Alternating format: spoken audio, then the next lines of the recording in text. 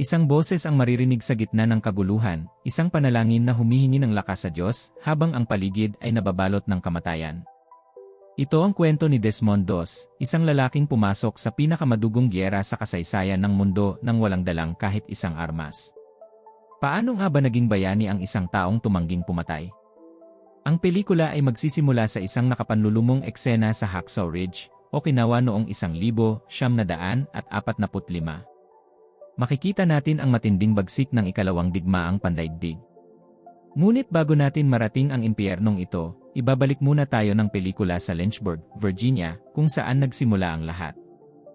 Dito natin makikilala ang batang si Desmond Doss at ang kanyang kapatid na si Hal. Lumaki sila sa isang magandang probinsya, ngunit may madilim na anino sa kanilang tahanan. Ang kanilang ama na si Tom Doss ay isang veterano ng unang digmaang pandaigdig. Dahil sa trauma at itiray sa giyera, naging mabisyo ito sa alak at madalas maging maraha sa pamilya. Isang araw, habang nag-aaway ang magkapatid, napuno ng galit si Desmond.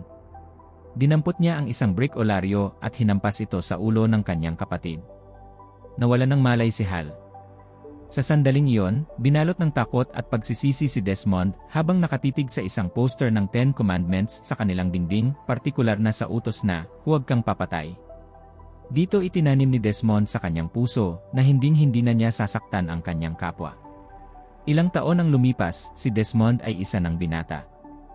Isang araw, may isang aksidente sa kanilang bayan kung saan isang lalaki ang naipit ng sasakyan.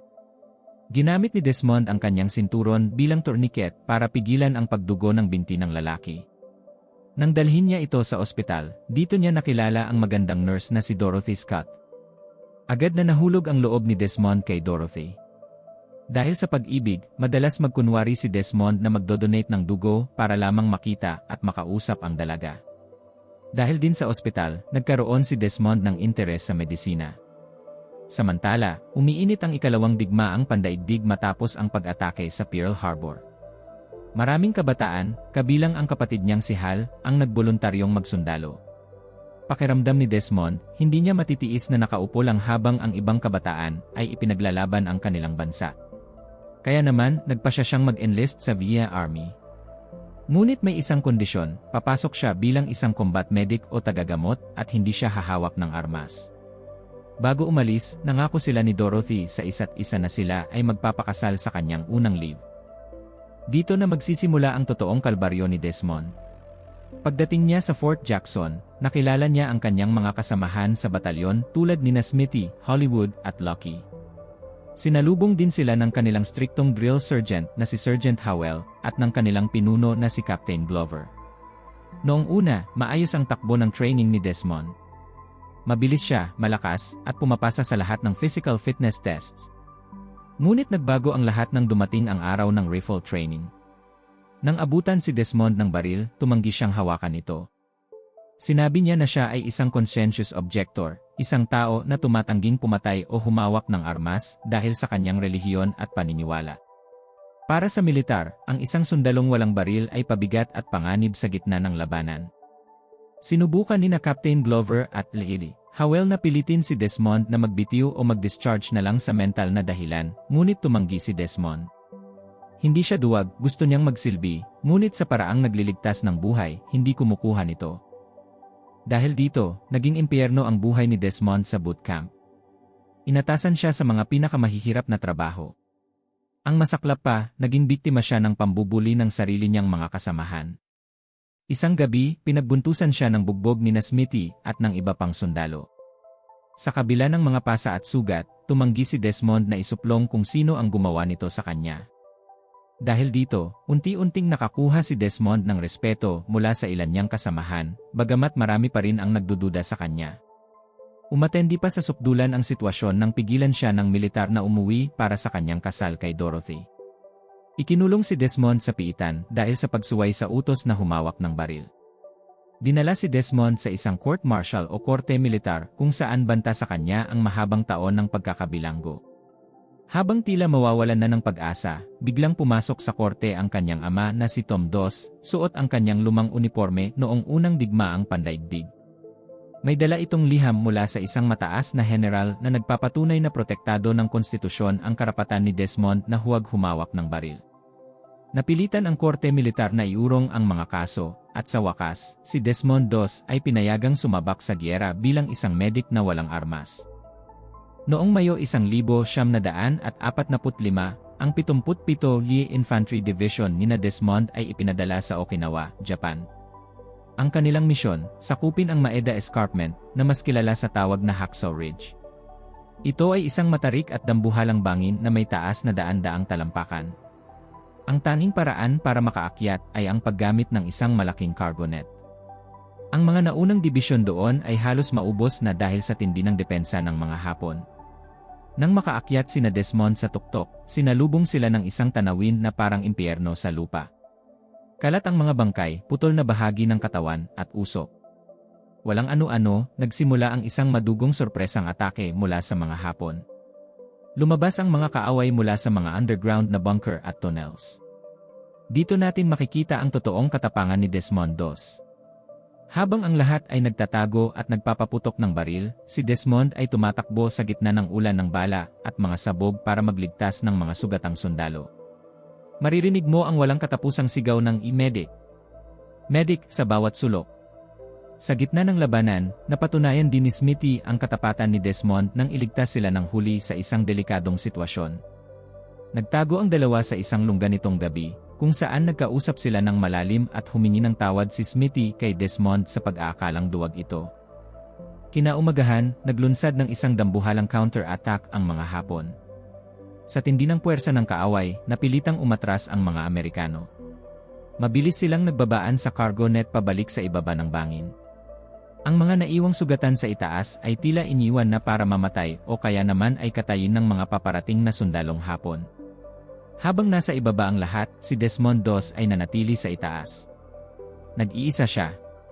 Tumingala siya sa langit at nagtanong, "Panginoon, ano ang gusto mong gawin ko?" Nang marinig niya ang huling hiling ng isang sugatan, alam na niya ang kanyang misyon. Dito nagsimula ang isa sa pinakadakilang gawa ng kabayanihan sa kasaysayan ng militar. Sa loob ng halos 12 oras, mag-isang ginalugad ni Desmond ang buong Hacksaw Ridge habang nagpapatrolya ang mga Hapon. Isa-isa niyang hinanap ang mga buhay pang sundalong Amerikano. Hihilahin niya ang mga ito, gagamutin ang mga sugat, at dadalhin sa gilid ng bangin. Dahil walang lubid na may puli, gumawa si Desmond ng isang espesyal na buhol na natutunan niya noong kabataan niya para maibaba ng ligtas ang mga sundalo gamit ang cargo net. Sa tuwing natatapos niya ang isang sundalo, pagod na pagod at dugo-dugo ang kanyang mga kamay. Ngunit paulit-ulit niyang sinasabi ang panalangin ito, "Panginoon, tulungan mo po akong makapagligtas ng isa pa." Isa pa lang po. Hindi lang mga Amerikano ang kanyang tinulungan. Sa kanyang paghahanap, nakakita rin siya ng mga sugatang sundalong Hapon at pinarsyal niya ring gamutin ang mga ito dahil para sa kanya, buhay pa rin ang mga ito na dapat iligtas. Nang mapansin ng mga Hapon ang kanyang ginagawa, hinabol siya ng mga ito gamit ang mga bayoneta at baril, ngunit sa mahiwagang paraan, palagi siyang nakakaligtas. Kahit sikini, hawel na sugatan ang binti ay nagawa niyang mahanap at maibaba sa bangin gamit ang isang makeshift sword habang pinapuputukan sila. Nang sa wakas ay makababa si Desmond, laking gulat at hanga ng buong hukbo. Ang taong tinawag nilang duwag at baliw ay mag-isang nagligtas ng tinatayang 75 na sundalo mula sa tiyak na kamatayan. Kinabukasan, nag-utos ng huling pag-atake ang mga Amerikano upang tuluyang sakupin ang Hacksaw Ridge. Ngunit sa pagkakataong ito, tumanggi ang mga sundalo na umakyat nang wala si Desmond Doss. Ang taong walang baril ang naging simbolo ng kanilang lakas at proteksyon. Hinintay ng buong batalyon na matapos si Desmond sa kanyang pananalangin bago sila tuluyang sumabak muli sa labanan. Sa huling bakbakan, matagumpay na nakuha ng mga Amerikano ang Hacksaw Ridge. Ngunit bago matapos ang labanan, isang granada ang itinapon sa pwesto ni Desmond. Sinalubong ito ni Desmond ng kanyang sipa para iligtas ang kanyang mga kasamahan. Nasugatan ng malubha ang kanyang binti dahil sa sabog, at habang ibinababa siya sa stretcher, naiwan niya ang kanyang Biblia na ibinigay ni Dorothy. Nang malaman ito ng kanyang mga kasamahan, itinaya ng mga sundalo ang kanilang buhay para lamang hanapin at ibalik ang Biblia sa kanya. Ipinapakita sa dulo ng pelikula ang pagbaba kay Desmond mula sa bangin habang nakahiga sa stretcher, nakatitig sa langit, payapa ang puso dahil tinupad niya ang kanyang tungkulin ng may pananampalataya. Si Desmond Doss ang naging kauna-unahang conscientious objector na nakatanggap ng Medal of Honor, ang pinakamataas na parangal sa militar ng Amerika. Ang pelikula ay nagtatapos sa mga totoong panayam kay Desmond Doss, sa kanyang kapatid, at sa kanyang mga nakasama sa gyera na nagpapatunay na ang pagmamahal, pananampalataya, at tapang ay mas malakas kaysa sa anumang armas sa mundo. At iyan ang buong kwento ng Hacksaw Ridge.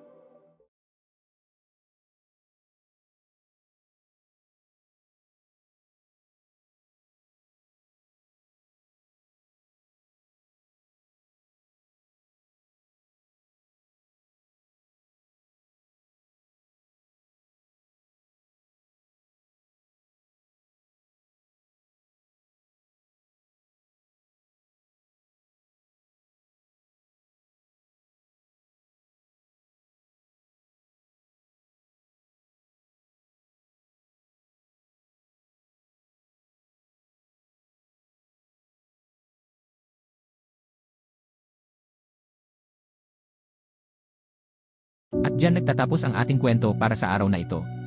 Sana ay nagustuhan nyo ang ating recap. Kung bitin pa kayo, huwag kalimutang i-like ang video na ito at mag-subscribe para lagi kayong updated sa mga susunod nating pag-uusapang pelikula. Maraming salamat sa panonood. Ako si Sinigang Movie Recap. Hanggang sa muli.